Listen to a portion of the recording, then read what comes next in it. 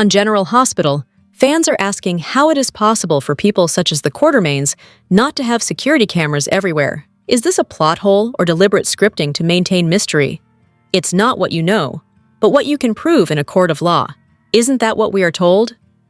Is a lack of cameras to catch the many misdeeds that regularly occur in Port Charles something that should be taken up with the security firms?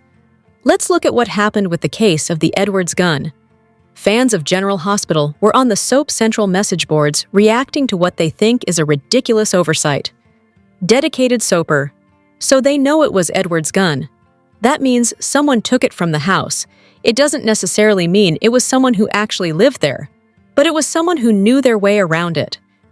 How is it not possible for the cops to have the security camera footage pulled for the last few months to see who was roaming around? We already know Willow snuck in and out of there.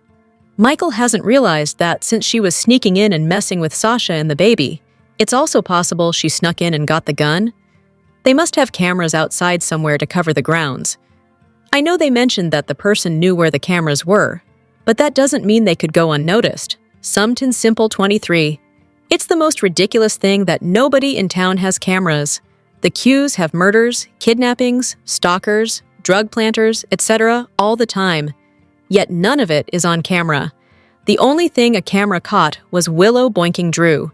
Drew gets shot twice in his own home, and he also has no cameras. Does GH not know that everybody has cameras in their homes? Soap Fan 21. Even if I were rich, I wouldn't want cameras everywhere. I am barely comfortable having them at my point of entry, and the only reason I did that was because someone broke into my house once. Obviously, we are going to need something other than concrete proof to pin this shooting on someone. What are your thoughts on this? Do you have a working theory? Hello everyone, welcome back to my channel, Messy Syrup. It's me, Abby, here. I hope everyone is having a wonderful day.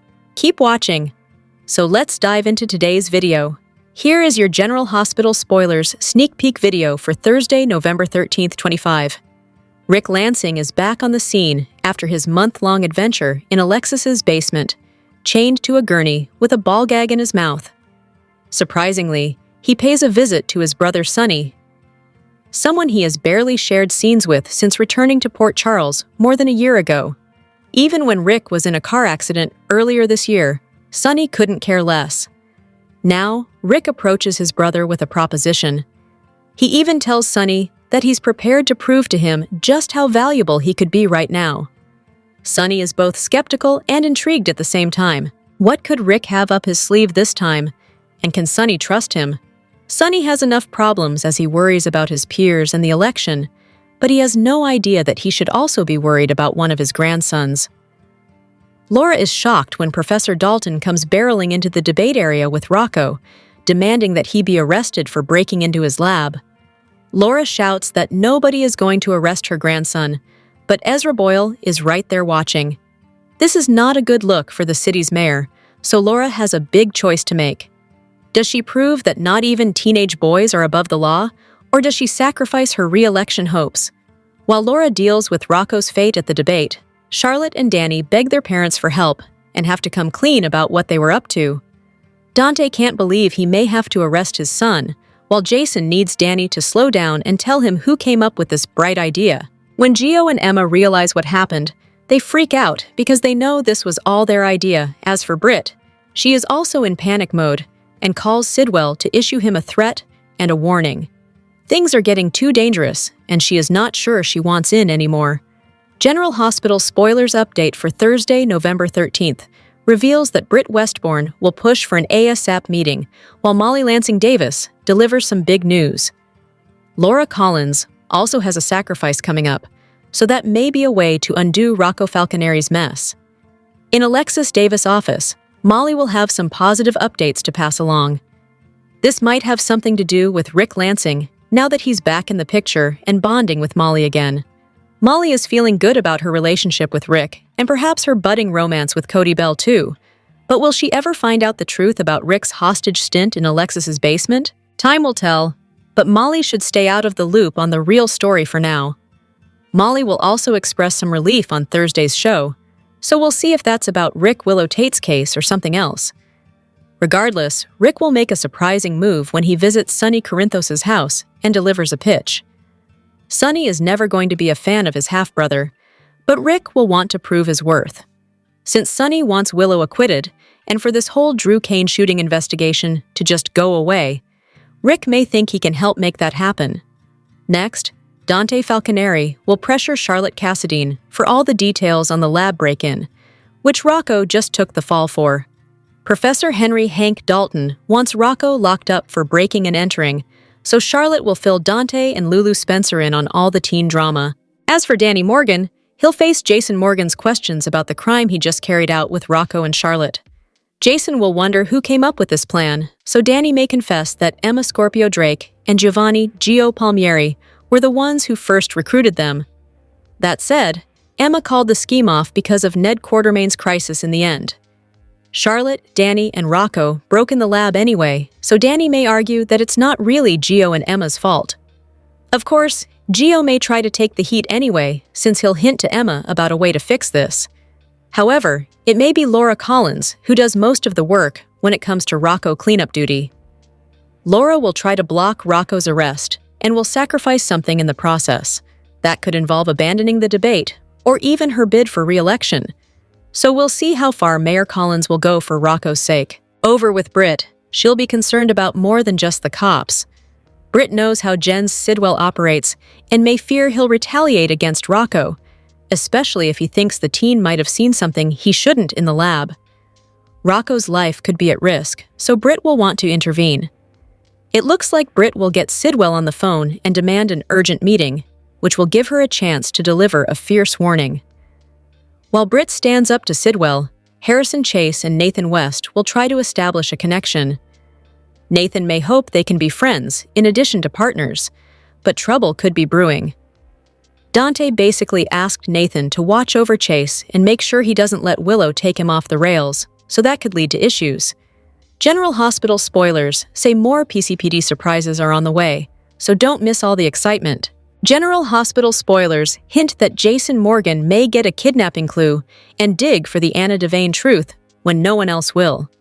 Could Jason connect some dots and ultimately realize something is amiss? It's strange that so many characters are willing to accept this bogus story about Anna being pulled back into the WSB for a classified assignment. Laura Collins was at least a little baffled by Anna skipping the usual leave of absence protocol and abandoning her police commissioner job out of nowhere. However, Laura has bigger problems to contend with right now, so we'll cut her some slack for letting it go and not digging any deeper. That said, someone clearly needs to take a closer look at the situation, so maybe that someone could be Jason. The show has definitely spent some time developing Jason and Anna's bond, so he may end up figuring out she's in trouble. The voice that sounded like Caesar Faison told Anna to be at peace since she was on her way to a new life, so she presumably won't be chained to a chair indefinitely. There may be a moment when Anna can somehow find a way to communicate with the people she left behind back in Port Charles. Anna might try to get a message to Jason and alert him to the fact that she's stuck in a mess. Then again, Jason may not even need that to ultimately realize something's wrong. The fact that Anna supposedly got dragged into this urgent WSB mission may leave Jason unsettled and wondering if it had something to do with his Faison gaslighting theory. Of course, Jason doesn't trust Jack Brennan and may not be willing to take his word for it when it comes to this WSB assignment. GH fans know Brennan got a phone call from someone who sounded like Anna, but Jason may question if the call was legit or something made with AI. Regardless, there could be some hints along the way that raise red flags for Jason and point to disturbing Anna news.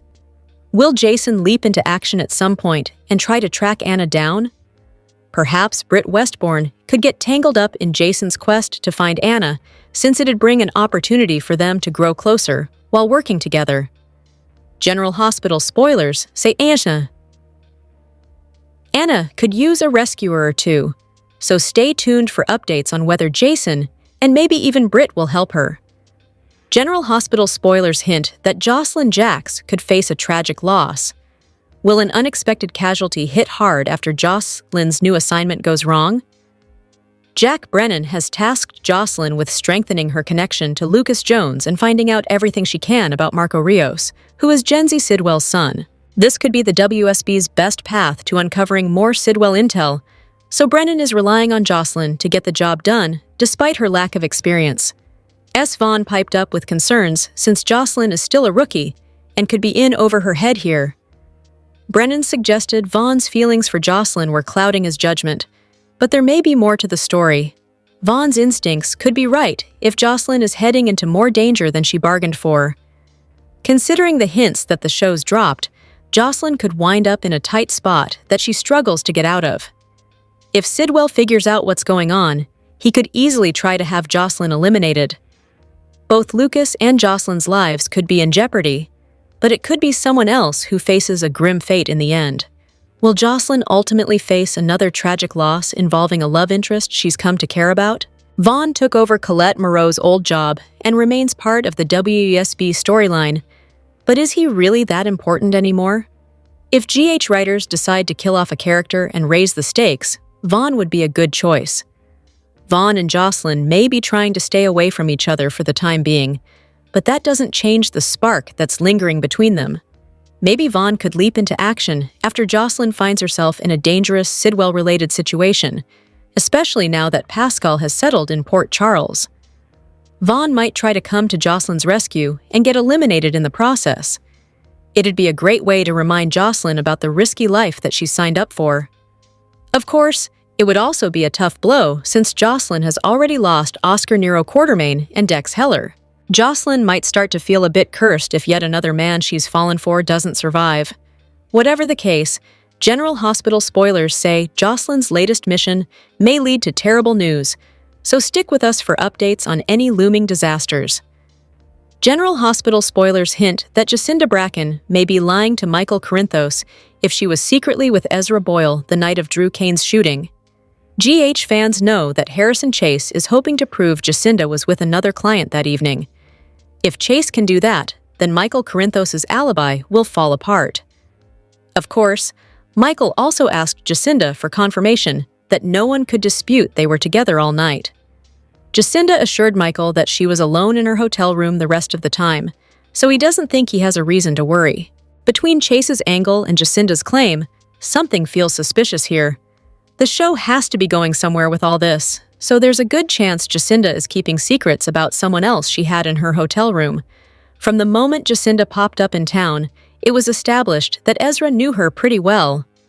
Now that Ezra is back on the scene for mayoral debate drama with Laura Collins, he might get involved in the story another way too. It seems likely that Ezra was with Jacinda the night of Drew's shooting. If that's the case, then Jacinda isn't being honest with Michael, and could be setting up a situation that'll come back to bite him in the end.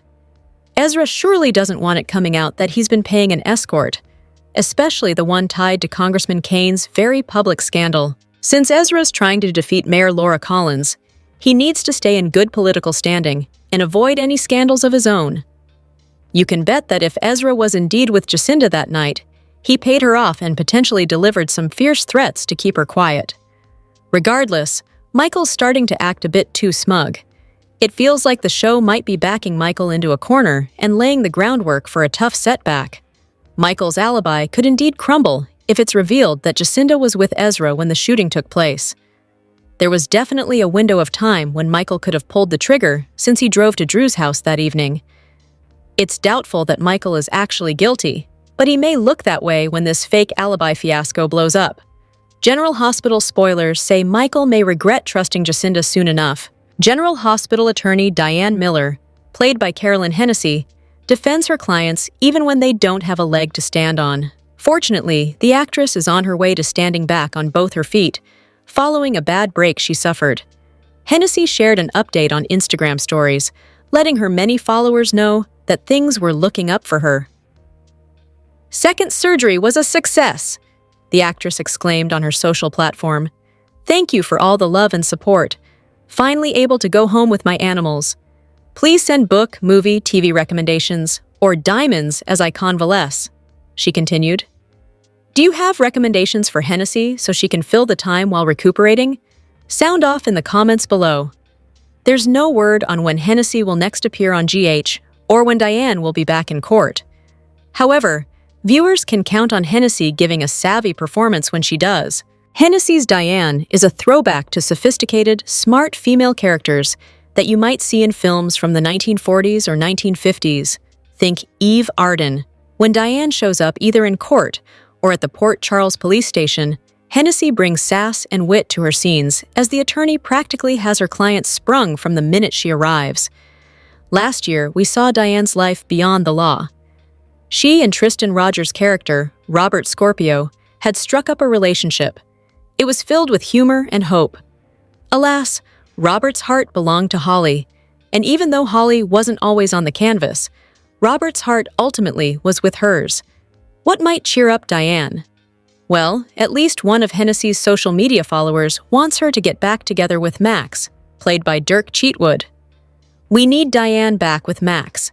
I didn't like Diane with Robert. He is not good enough for Diane. Posted at KMitch172 on X. Hennessy responded, "That may be the sweetest thing ever said about Diane. XO. Might Max come back into Diane's life? It's been a minute, as they say, since Max was last on the show. He took Diane to Las Vegas for New Year's Eve many years ago and hasn't been around regularly since. Here's your General Hospital recap for Wednesday, November 12, 25. Brooklyn, Chase, and Jason rushed into the ER to see about Ned. Brooklyn found Olivia and asked for an update. She was horrified to hear that her dad would need bypass surgery. Portia came by and told them they were doing more tests, but Britt was blunt and told Portia she needed to operate immediately. Brooklyn questioned why her father was not already in surgery. Portia explained that they wanted time to make sure that Ned definitely needed a bypass. "You're being overly cautious, and that can prove fatal," Britt interjected. Portia took Britt aside and told her she was out of line. "I need to stop you from scaring that family," Portia said. "I'm telling them the truth," Britt insisted. Portia put it bluntly. "The truth is, you're a disgraced OB-GYN busted down to a ward clerk."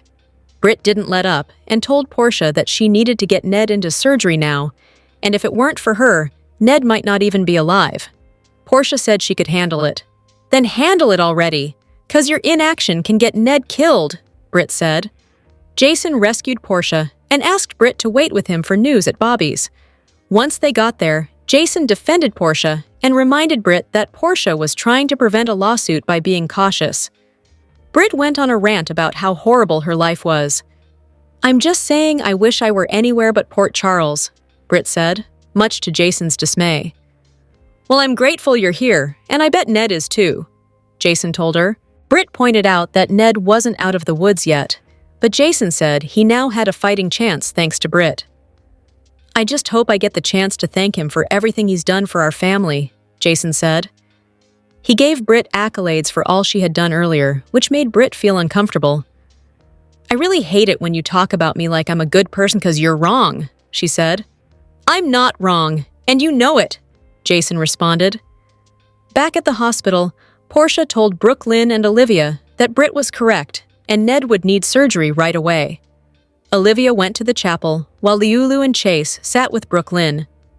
By the nurse's station, Gio told Emma that he worried that the conversation he had with Ned earlier might be the last one they had. He felt guilty for pushing Ned away when he didn't do anything to deserve that. Later, Brooklyn was surprised when Lulu told her that Gio was the first person to perform CPR on Ned. She looked over at Gio and mouthed, "Thank you." Gio gave his mom a little smile. Ezra Boyle approached Laura backstage at the debate and wondered if she was nervous and had dry mouth. After all, she was sipping water. He let Laura know he planned to tell voters that Anna went MIA, and Laura replaced her with Sonny Corinthos' son. "Your relationship with Sonny Corinthos is the issue, and it's going to be your downfall," Boyle said before walking away. Marty then came up behind Laura and assured her that Boyle was all talk. "I know you're angry with me, but I am here to offer you support. If you want it," Marty said. Laura welcomed his support. She said she was not going to kick him out of her life, despite kicking him out of her house. "I know I messed up badly. I want to make some amends and be a better brother, Marty said. He even gave Laura some pointers on how to handle Boyle. My loyalty to you comes first, he added. Laura told Marty that she was concerned about Boyle bringing up Dante's new job, and also worried that Rocco could be affected by bad publicity. Marty then started a quick mock debate to get Laura ready to defend her decisions. Charlotte, Danny, and Rocco wandered the halls at PCU and finally found Professor Dalton's lab. The boys were amazed when Charlotte worked her magic and got the key fob to work when they couldn't. Once inside the lab, they turned on the light and were surprised not to find any animals. Rocco wondered if Dalton had moved the animals, but Danny was ready to just go and thought Emma had gotten her theory all wrong. Charlotte and Rocco insisted on searching around, so Danny stayed too. As they went through drawers and files, they found no evidence that Dalton had been testing on animals. The kids tried to leave, but they realized someone was coming and quickly hid. Dalton entered and spotted Rocco, who accused him of running illegal tests on animals. Dalton denied wrongdoing before recognizing Rocco from the Metro Court pool. "You're the guy who doesn't know how to tip," Rocco said. Dalton knew that Rocco's grandma was Mayor Collins. Dalton dragged Rocco out to have him arrested, leaving Charlotte and Danny time to escape and run to Bobby's. Just as Britt realized her key fob wasn't in her purse, Danny and Charlotte barreled in to tell them what happened to Rocco. Back at the debate area, Dalton dragged Rocco in looking for campus security.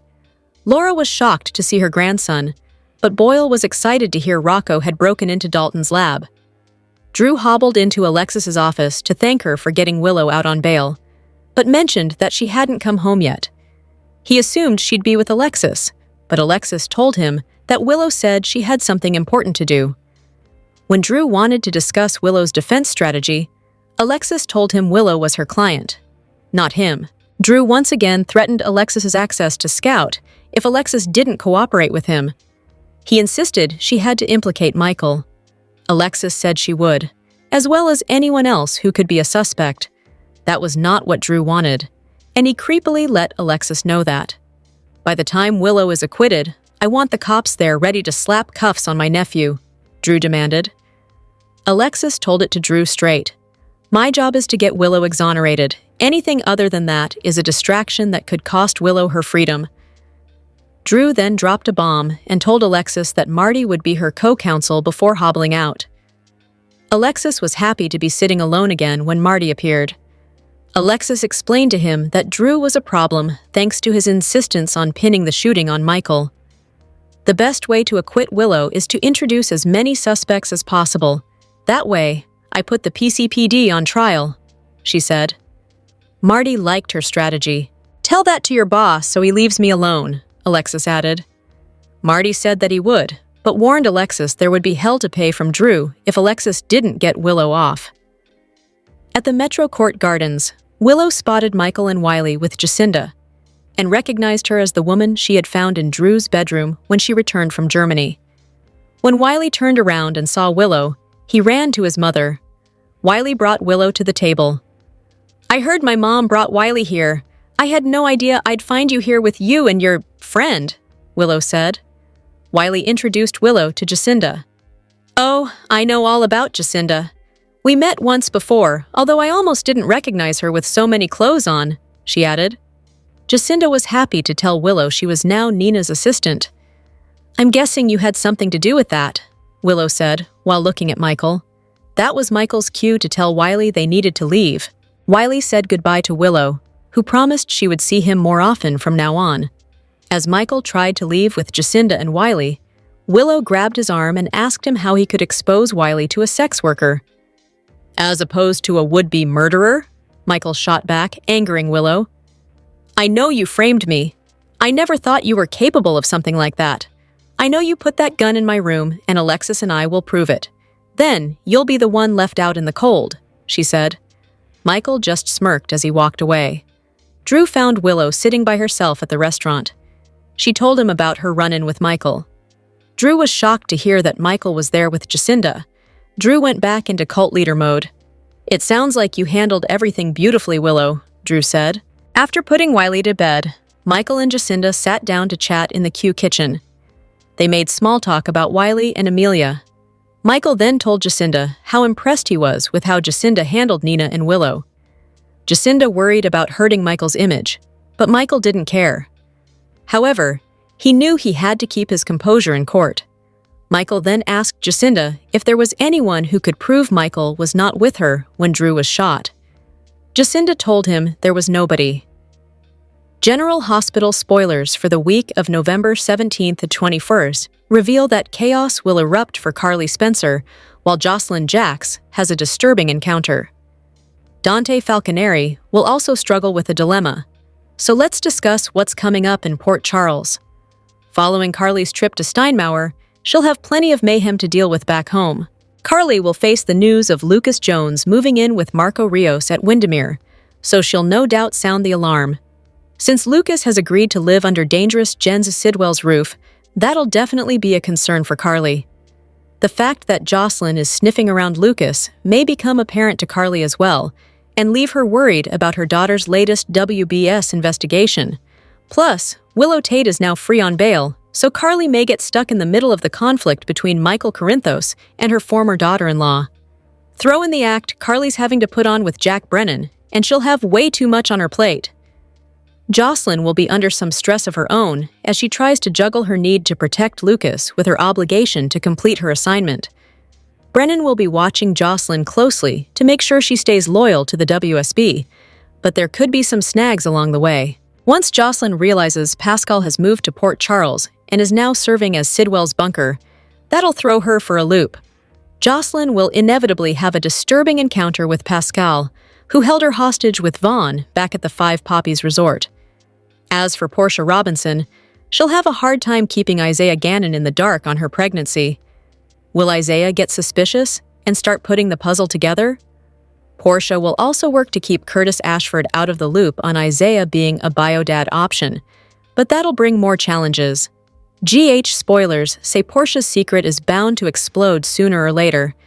But let's discuss ADA Justine Turner until then. After Justine loses control of her Sonny Corinthos manipulation plot, she may feel torn once she's crossed some sizzling lines. Next, Ava Jerome will have another flirty interaction with Sidwell and let herself get swept up in his charm. The attraction between Sidwell and Ava will grow, so this could be the beginning of a risky love story, or perhaps one of obsession.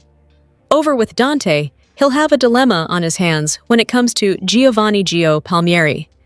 Part of Dante may blame Gio after Rocco Falconeri gets tangled up in all the lab break-in drama. Another part of Dante may realize he has to start holding Rocco accountable for his own choices. Plus, Gio helped save Ned Quartermain's life, and clearly has a good heart, so he deserves some credit for all that. There's also the matter of Britt Westbourne's life-saving efforts, so Dante and Lulu Spencer may have to reevaluate where they stand regarding her. General Hospital spoilers say the week of November 17 to 21 will bring some stunning developments, so stay tuned for updates on all the curveballs to come. General Hospital star Cameron Matheson returned to the ballroom this week for Dancing with the Stars' 20th birthday party. The actor first appeared on the show 18 years ago as a competitor when he was playing Ryan Lavery on All My Children. Matheson posted on Instagram, 18 years since I hit the ballroom for DWTS Season 5, and 12 more years covering it for GMA, Good Morning America, and ET, Entertainment Tonight. Last night's 20th anniversary celebration was a full-circle moment. Amazing to reconnect with so many familiar faces and celebrate a show that's become family.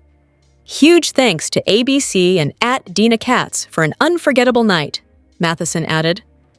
Hey Cameron, posted @JenWallace399. Love this.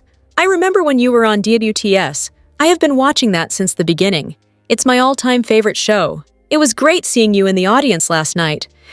How do you keep getting more handsome? Loved seeing you there last night. And when you competed, wrote @Kathim Woj.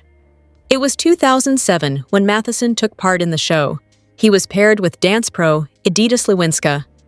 The pair made it all the way to week 8. The duo's lowest score was 21 and came in their first 2 weeks, performing a foxtrot and a mambo. Matheson and Slawinska improved week after week and scored 27 for their Paso Doble in week 4, their jive in week 7, and their Viennese waltz In week 8, Matheson maintained the grueling rehearsal schedule while juggling his regular taping schedule at AMC, necessitating flying back and forth weekly from the East Coast to the West Coast. His trip to the TV City Studios in Los Angeles were far less of a commute now that the actor is on General Hospital as Drew. The 3 finalists were entertainer Marie Osmond, Spice Girls singer Mel B, and Indy 500 champion Helio Castroneves. The coveted Mirror Ball champions that season were Castroneves and Ho. Also present for last night's taping was Kelly Monaco, who won the first season of Dancing with the Stars with Slewinska's husband, Alec Mazzo. Other contenders from the soap world who have competed on Dancing with the Stars include Ingo Rademacher, Susan Lucci, Chriselle Staus, and the late Anne Heche. The younger stars on GH are killing the game. General Hospital has found pure gold with the teen scene of Rocco, Danny, and Charlotte. Other soaps should take note of what is happening on the ABC soap because fans are loving it. Soaps used to have mad respect for the teen scene. In fact, soaps would build their whole summer around teens, which was how Laura Lee Bell was cast on her parents' show, The Young and the Restless. GH is going back to that train of thought, and it's paying off in droves for the ABC soap's teen scene. Charlotte, Rocco, and Danny are the best thing to happen to the teen scene on soaps in a long time. The dynamic between the characters and actors is impressive. Seriously, these young stars are on fire and can handle their own in scenes with soap vets like Steve Burton and Jeannie Francis. These kids can also lead their own storyline with a little help from Braden Bruner and Gio. The whole trying to bust Dalton for animal testing is a believable thing that teens and young adults would do. Unlike other soaps that focus on romance or love triangles, or in Days of Our Lives cast a teen pregnancy without a lot of reality, GH is writing their teens in real stories that aren't about young love. The ABC soap has proven that teens are valuable if written correctly, which involves using the family legacy of characters like Charlotte, Danny, and Rocco, who have deep ties to Port Charles. Throwing in the sibling dynamics between Danny and Rocco and Charlotte, is the icing on the cake. It's been a while since teens have been this interesting. Days fell short with their latest teen scene by focusing on Holly and Tate. Y&R hasn't even had a legit teen scene in years, and neither has The Bold and the Beautiful, which is focused on young adults, not teens. GH fans are in agreement that Danny, Charlotte, and Rocco are the ones to watch on the show. Charlotte is the brains of the group. Danny is the enforcer. Rocco is the heart. I freaking love this group of teens, wrote a fan on X. There was a fan who responded to that X to say, I haven't felt this way about a group of teens since the Liz, Emily, Nicholas, and Lucky. Another fan shared on X. Another generation of teens working together. I love it.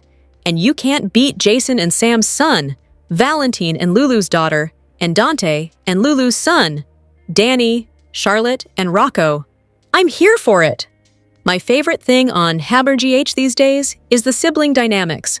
Rocco and Danny, Danny and Scout, Rocco and Charlotte, etc., etc. It's really beautiful to see the young cast exemplifying the future of the show, stated a fan. One fan declared, TPTB struck gold with Bluesy, Asher, and Finn Charlotte. Danny and Rocco are the best young trio in daytime. What do you think about the GH teen scene? And do you think other soaps should take a page out of GH's book? General Hospital adds emotional depth to Michael and Jacinda'S storyline as their lives start to overlap in meaningful ways. There are moments on General Hospital when you can almost hear the writers grin through the script. The little sideways turns where a story that should have been a one-off complication suddenly finds a pulse. Michael and Jacinda fall right into that pocket. On paper, they're a transactional mess. He pays her to cover an alibi. She's already knee-deep in Port Charles chaos after helping Nina and Portia dose Drew with ketamine. Nothing about that setup screams romance. Yet here we are, watching them circle each other like two people who didn't expect to share a frame and can't quite walk away from it. If Michael and Jacinda'S dynamic feels familiar, that's because the story is leaning into a Pretty Woman twist, the glossy fantasy of two damaged people stumbling into something they didn't expect. Romantically, Michael's been through the ringer. Many of his past girlfriends met tragic endings. His most recent disaster was when his wife, Willow, cheated on him with his slimy uncle, Drew. Michael has built this rhythm where he pours himself into being the responsible one, the father, the businessman, the moral line drawer. But behind all that clean discipline sits this exhausted heart that keeps choosing women who make his life harder. The man is a magnet for chaos that's wearing lip gloss. Jacinda is chaos in a slightly different key. She's sharp, defensive, and quicker to pivot than anyone gives her credit for, but she's also surviving. That's the thing that feels real about her. She's not a mystery princess waiting for the right man to buy her freedom. She's someone who's learned to read a room faster than most people can blink, and right now, Michael is the room she's trying to decode. And that's where the pretty woman shadow starts to stretch a little longer. Jacinda isn't walking the streets of Hollywood Boulevard, but her past isn't some soft-focus footnote either. She was a sex worker trying to stay afloat in a city that chews people up faster than it forgives them. Now, she's sitting behind Nina's desk with an actual paycheck, a job that doesn't require survival math, and the one person who opened that door for her happens to be Michael. It's not a rescue so much as a pivot, the kind of quiet turning point where a woman who's only ever been used starts to wonder what it feels like to be trusted. And Michael, for all his polished edges and Quartermaine armor, seems almost startled by how naturally he stepped into that role. The pretty woman vibe isn't in the romance, not yet, but in the way power shifts when someone finally gets the chance to choose who they want to be next. In Port Charles terms, that's practically a love story in slow motion. If GH leans into it, the pretty woman parallel won't be about Michael rescuing Jacinda. It'll be about two people who've both been dinged up by life, realizing they might function better together than apart. Not a fairy tale, not a makeover montage, just two broken rhythms finding an offbeat that matches. Carolyn Hennessy assured viewers she's on the mend and looks forward to returning to Port Charles. On General Hospital, Diane has her hands full these days, keeping Michael from getting steamrolled by the investigation into Drew's shooting. But the woman behind Port Charles' sharpest attorney has been fighting her own battle. Back in October, Carolyn Hennessy revealed she'd suffered an injury that forced her to postpone a scheduled performance, an update that landed with the kind of thud only a broken leg can deliver. What she didn't expect was that her recovery would turn into a wave of support, big enough to buoy her through 2 surgeries and a long stretch of physical therapy. Recently, Hennessy took a breath between PT sessions and wrote on X, formerly Twitter, "Hey all, been under the radar since the fall. Just took a moment from PT to read the outpouring of well wishes from y'all. So wonderful. Thank you from the bottom of my heart. I've said it for 20 years. GH fans are the best. Mine are the best of the best. Love to all. Boss." Ace, fans met her right where she was. One viewer told her, "Take whatever time you need to heal. We'll wait to see you on GH again because we know the wait will be well worth it," while another simply said, "Hope you're doing well. We miss you." A fan who adores Diane's courtroom swagger added, "Miss you and your sassy character." And someone else chimed in with, "Get better soon. Love you." Even the quick comments, "Praying for you. We're pulling for you.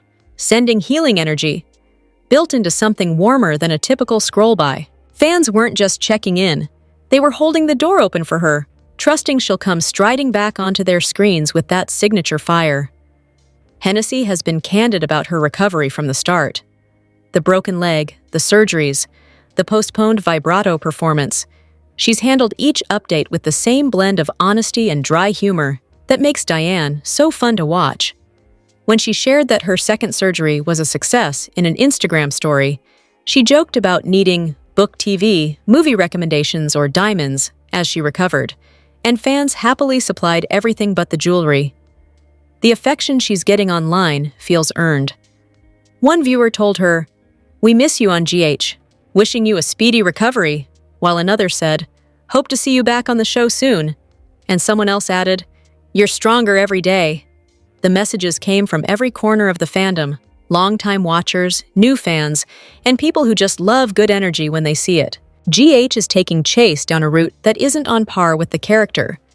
General Hospital is going down a dangerous path with Chase. The current storyline isn't typical of who he is, and if it continues, there may be no way to redeem him. GH has viewers questioning what is happening with Chase. It's obvious he has a savior complex, but after all the time they spent putting him with Brooklyn, the direction he's headed seems too far out of character. Willow has been important to him, but it seems more like there is a more than friendship vibe happening. He has taken to being her savior, despite the potential consequences for his job or marriage. During a recent episode of GH, Chase was visiting Willow at Pentonville. The two were getting close, and their hands were locked. Alexis had to call him out on it. Being affectionate with Willow seems to be a comfortable spot for Chase, but Brooklyn may object. Meanwhile, Chase is busy working to clear Willow of the crime of shooting Drew. Viewers don't know who did it yet either. However, Michael is the prime suspect, and it's clear that despite Chase's friendship with him, he believes that may be the case. Since Willow's decline into a version of insanity that began with her messing with Sasha and Michael's baby, she is like a deer caught in headlights. Chase has taken up the job as her protector, knowing that Drew has been manipulating her. None of this has been typical of who Chase has been since arriving on the scene. Sure, he's been incredibly lovely, but being secretive, especially where his wife is concerned, isn't something anyone expected. He's always been on the up and up, even putting his foot down with his big brother Finn. It is unclear where the storyline is headed, especially as Willow's adoration for Chase is growing. She knows that he is working to free her and has been by her side nearly the whole time. Since this isn't typically Chase's style, it may be challenging to redeem him, especially if he crosses the line while married to Brooklyn. The couple experienced stress after he learned she had given birth as a teenager, and Dante is the father. If it continues, this could also be the beginning of the end for Chase. Without his dad and brother in Port Charles, Brooklyn is his only genuine connection, and he could blow that. The good cop is stepping out of line, and the risk is much bigger than the reward. This major moment for the Qs turned lackluster. Ned's heart attack on General Hospital was full of important plot points. Drew leaving Ned to die, Gio finding his grandfather on the ground, and Tracy not being in Port Charles to be there for it all. But one moment in particular happened off-screen, and it would have been a major moment in viewers' eyes had it played out on screen. After Gio found Ned outside Bobby's gasping for air, his one and only concern was saving his grandfather. Fortunately, Britt was nearby and stabilized Ned until the paramedics arrived, leaving Gio to lean on Emma during the crisis. Once Ned was in good hands at GH, Gio realized there was something he needed to do. That was when Olivia got a call from Gio, alerting her about her husband's heart attack. It wasn't until a bit later that Brooklyn arrived after noting she got a call from Gio. However, it would have been a much more significant moment had we seen Gio call his mother, see him debate making the call, and then see Brooklyn's reaction to getting a phone call from Gio, of all people. Gio's phone call was made much less profound after learning it was Olivia on the other end of the line rather than Brooklyn. But in the end, Gio did call her, a moment that happened between mother and son. Viewers just didn't get to witness it. Of course, Ned's heart attack did allow a couple of sweet moments between Gio and Brooklyn, starting with the latter overhearing her son refer to Ned as Grandpa. Later, when she learned that Gio rushed to give Ned CPR, she mouthed a thank you to her son from across the hospital. While everyone waits for news on Ned's bypass surgery, it looks like General Hospital spoilers for November 13th tease more trouble for Gio and Emma, who learned that Rocco got caught breaking into Professor Dalton's lab. It was an almost successful mission for the Port Charles teens. The kids of Port Charles are following in their iconic parents' and grandparents' footsteps this week on General Hospital, as they take on the mission to break into Professor Dalton's lab. But not everyone made it out safely during the November 12, 2025 episode. After Ned's heart attack put an understandable wrench in Emma and Gio's plan to break into Dalton's lab during the mayoral debate at PCU, Charlotte, Danny, and Rocco took it upon themselves to complete the mission, while Gio and Emma sat vigil at GH as Ned underwent bypass surgery. The other three made it to the lab. After the two boys were comically unsuccessful at getting the key fob to work, Charlotte got the lab open in one swipe. However, they were shocked to find not a single animal in the lab. They continued snooping around until they heard the door opening, and Danny and Charlotte managed to hide behind a glass case, while Rocco only had time to hide behind a table. But as soon as Dalton headed toward where Danny and Charlotte were hiding, Rocco sacrificed himself by slamming a drawer and drawing Dalton's attention. Charlotte stopped Danny from coming to Rocco's rescue as Rocco revealed his plan to oust Dalton's animal testing, and Dalton grabbed Rocco by the collar and assured him he'd have him arrested. Just before the debate between Laura and Ezra could begin, Dalton dragged Rocco in and announced that he had broken into his lab. Laura became a combination of shock and anger toward her grandson, while her mayoral competition simply smirked at the turn of events. General Hospital spoilers for November 13th reveal that Laura makes a sacrifice that may cost her entire mayoral run. Odds are, she'll have to come to Rocco's rescue instead of debating Ezra, and time will only tell how his police commissioner dad handles the news. Rick tells Sonny that he is prepared to prove how valuable he can be, while Laura tells Ezra that nobody is going to arrest her grandson. And Jason asks Danny whose idea the plan was. The next General Hospital spoilers video for Thursday, November 13th, 2025, shows Gio telling Emma that everything is going to be okay, while Molly tells Alexis that she comes bearing great news, and Rick tells Sonny that he is prepared to prove how valuable he can be. Dante tells Charlotte, "Start at the beginning, don't leave anything out." Charlotte has some major splaining to do. Laura emphatically informs the Weasley Ezra, "Nobody is going to arrest my grandson." The weekly teasers show that Laura makes a sacrifice. Hopefully, she's not going to step down and let Ezra take the election. She's savvy enough to have a plan up her sleeve. Gio assures Emma, "It's gonna be okay. I know what to do." The whole plan to break into Dalton's lab was Emma's. No animals were tested, but there were computer screens with DNA on them. What does that have to do with cold fusion? Elsewhere, Molly happily tells Alexis, "I come bearing great news," while Rick says to Sonny, "I'm prepared to prove to you how valuable I can be." Tell us that Rick isn't trying to get back into Sonny's good graces again? That never ends well. Jason asks Danny, "Whose idea was this?" Jason's reasonable, so hopefully Danny has a good explanation about why the teens broke into the lab. And on the phone, Britt tells someone, "I really need to see you." Is she calling Brad? Maybe, but the teasers also state that Britt threatens Sidwell, which is never a good idea. A handful of soap stars headed back to the ballroom. The Dancing with the Stars ballroom was loaded with dozens of past stars during the show's 20th anniversary episode on November 11th. Among them were a handful of soap stars, including one we haven't seen on our screens in a year, General Hospital alum Kelly Monaco. Monaco played Sam for nearly 21 years and left the soap in 2024 after her character was murdered by Cyrus. Monaco has been mostly unheard from since leaving GH, aside from announcing an upcoming podcast. Now, the actress was seen in the audience during DWTS's 20th anniversary episode. Bestie girl Kelly in the #DWTS audience. Missed seeing her face, said a Jasam shipper, while another excitedly shared, "Kelly, Monaco, I've missed that beautiful face so much." Many may remember that Monaco competed on the first season of DWTS and became the show's very first winner. Monaco appeared again during the show's All-Star season in 2012, where she competed with Val Chmerkovsky, who later guest-starred on GH. Several fans noted how much they've missed seeing Monaco on their screens since her GH departure last year. "I'm so happy Kelly is at the DWTS 20th birthday. I miss her on my screen," one said. Also in attendance was GH's Cameron Matheson and Days alum Chriselle Staus, who both previously competed on the show.